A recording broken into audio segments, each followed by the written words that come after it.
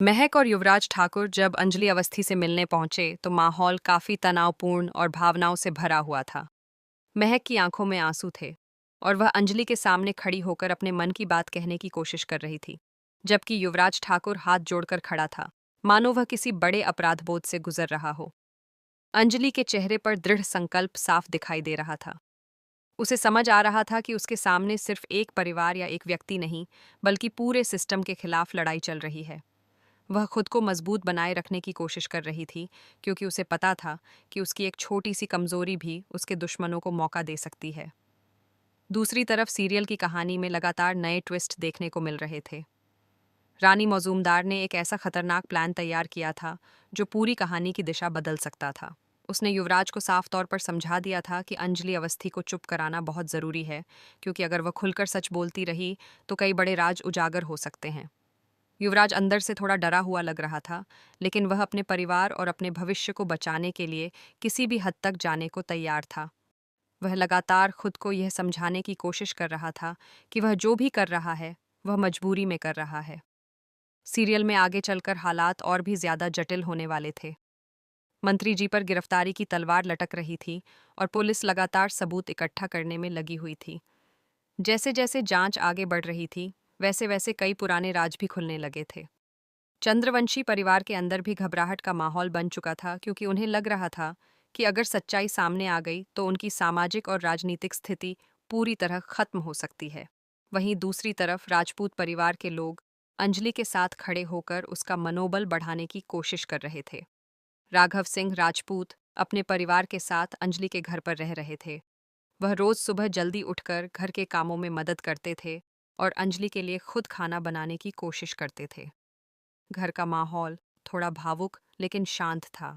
सभी लोग जानते थे कि यह समय लड़ाई का है और उन्हें एकजुट रहना होगा। अभय सिंह राजपूत भी लगातार अंजलि का समर्थन कर रहे थे। वह अक्सर अंजलि को समझाते थे कि उसे भावनाओं में बहने के बजाय दिमाग से काम लेना होगा, क्योंकि उसके खिलाफ साजिश बहुत मजबूत थी। अंजलि खुद भी जांच के काम में पूरी तरह से जुटी हुई थी। वह पंकज पुरोहित के साथ मिलकर गवाहों की सुरक्षा सुनिश्चित करने की कोशिश कर रही थी। उसे पता था कि अगर उसका गवाह सुरक्षित रहेगा तो ही वह अदालत में मजबूत केस पेश कर पाएगी। इसीलिए वह हर उस व्यक्ति की सुरक्षा की जांच कर रही थी जो उसके केस से जुड़ा हुआ था। इस बीच मंत्री जी को इस बात का पता चल गया और वह काफी गुस्से में आ गए। वह बार बार फोन करके पंकज पुरोहित को धमकाने लगे, लेकिन पंकज पुरोहित काफी शांत और समझदार व्यक्ति थे। उन्होंने साफ तौर पर कह दिया कि वह किसी भी दबाव में आकर गलत काम नहीं करेंगे। उन्होंने मंत्री जी से लिखित आदेश की मांग कर दी, जिससे मंत्री जी और ज्यादा गुस्से में आ गए। रानी मौजूमदार ने फिर युवराज को एक और योजना समझाई। उसने कहा कि अंजलि को हराने के लिए भावनात्मक रणनीति ज्यादा प्रभावी होगी। उसने महक का इस्तेमाल करने की योजना बनाई, क्योंकि वह जानती थी कि महक की भावनाएं अंजलि को कमजोर कर सकती हैं। युवराज ने महक का हाथ पकड़कर उसके साथ व्रत करने का नाटक शुरू कर दिया। वह महक को यह दिखाने की कोशिश कर रहा था कि वह उससे बहुत प्यार करता है, लेकिन अंदर ही अंदर वह यह सब सिर्फ अपने बचाव के लिए कर रहा था। महक को लग रहा था कि युवराज सच में उससे प्यार करता है, लेकिन दर्शकों को समझ आ रहा था कि यह सब एक बड़ा नाटक था। अंजलि हालांकि पूरी तरह से तैयार थी। उसने पहले ही कई संभावित खतरों का अंदाजा लगा लिया था। उसे पता था कि उसके खिलाफ कोई भी कदम उठाया जा सकता है, इसलिए उसने अपनी रणनीति बहुत मजबूत कर ली थी। उसने अपने भरोसेमंद लोगों को अलग अलग काम सौंप दिए थे, ताकि अगर कोई खतरा आए तो तुरंत उससे निपटा जा सके। अब कहानी में सबसे बड़ा खतरा सामने आ चुका था। युवराज और रानी मौजूमदार ने दो रास्ते तैयार किए थे। पहला रास्ता यह था कि अगर अंजलि महक की भावनाओं में आकर समझौता कर ले तो मामला वहीं खत्म हो जाएगा। दूसरा और ज्यादा खतरनाक रास्ता यह था कि अगर अंजलि नहीं मानी तो एक स्नाइपर को पहले से तैयार रखा गया था। यह योजना बेहद खतरनाक थी, क्योंकि इसमें किसी की जान भी जा सकती थी। हालांकि कहानी को इस तरह दिखाया गया था कि दर्शकों में उत्सुकता बनी रहे। सीरियल के दर्शकों को लग रहा था कि मेकर्स हर बार अंजलि को मुश्किल में डालकर कहानी को लंबा खींच रहे हैं। हर बार जब अंजलि मुश्किल में फंसती थी, वह थोड़े समय बाद फिर से मजबूत होकर सामने आ जाती थी। उसे बार बार नए सबूत और नए गवाह मिलते थे, लेकिन विरोधी भी लगातार अपनी चालें बदलते रहते थे। वेद और आरती का किरदार भी कहानी में महत्वपूर्ण माना जाता था, लेकिन पिछले कुछ एपिसोड से वे दोनों गायब थे, जिससे दर्शकों में कई सवाल उठ रहे थे। आने वाले एपिसोड में कहा जा रहा था कि वेद और आरती के बीच किसी बात को लेकर मतभेद हो सकता है। यह मतभेद अंजलि के केस से सीधे जुड़ा हुआ नहीं होगा, बल्कि उनकी व्यक्तिगत जिंदगी से संबंधित होगा।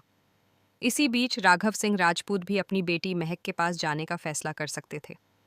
वह युवराज को बचाने की कोशिश कर सकते थे, क्योंकि वह परिवार के रिश्तों को टूटते हुए नहीं देखना चाहते थे। अंत में कहानी इस तरह आगे बढ़ती दिख रही थी कि अंजलि न्याय की लड़ाई जीत सकती है। पंकज पुरोहित अपराधियों को सजा दिलाने में महत्वपूर्ण भूमिका निभा सकते हैं। जल्द ही विद्युत नाम का एक महत्वपूर्ण गवाह भी ठीक होकर अदालत में बयान देने के लिए तैयार हो सकता था। अंजलि उसे लेकर कोर्ट में जाएगी और सच्चाई को सबके सामने लाने की कोशिश करेगी। दर्शक बेसब्री से यह जानना चाहते थे कि क्या इस बार सच की जीत होगी या फिर कहानी में कोई नया मोड़ आएगा। समय के साथ कहानी और भी ज्यादा दिलचस्प होती जा रही थी। हर किरदार अपनी अपनी लड़ाई लड़ रहा था। किसी के लिए परिवार की इज्जत सबसे महत्वपूर्ण थी, तो किसी के लिए सत्ता और शक्ति। अंजलि के लिए सबसे महत्वपूर्ण चीज सच और न्याय था। वह किसी भी कीमत पर पीछे हटने वाली नहीं थी। उसे पता था कि यह लड़ाई सिर्फ उसकी नहीं, बल्कि उन सभी लोगों की थी जो अन्याय के खिलाफ आवाज उठाना चाहते थे। धीरे धीरे रात का समय भी आ रहा था और कहानी में तनाव बढ़ता जा रहा था। हर कोई इस इंतजार में था कि शाम को क्या फैसला होगा। क्या अंजलि झुक जाएगी या फिर वह आखिरी दम तक लड़ाई लड़ती रहेगी। महक भी अंदर से टूटती जा रही थी, क्योंकि वह दो लोगों के बीच फंस चुकी थी। युवराज अपनी योजना को सफल बनाने की कोशिश कर रहा था, लेकिन उसे भी अंदर से डर लग रहा था कि कहीं उसका झूठ पकड़ा न जाए। कहानी के हर मोड़ पर नया सस्पेंस बनता जा रहा था और दर्शक अगले एपिसोड का इंतजार करने लगे थे। यह कहानी सिर्फ एक ड्रामा नहीं, बल्कि रिश्तों, विश्वास, धोखे और न्याय की लड़ाई को दिखाने वाली कहानी बन चुकी थी। आने वाले समय में कौन जीतता है, यह देखना बहुत दिलचस्प होने वाला था।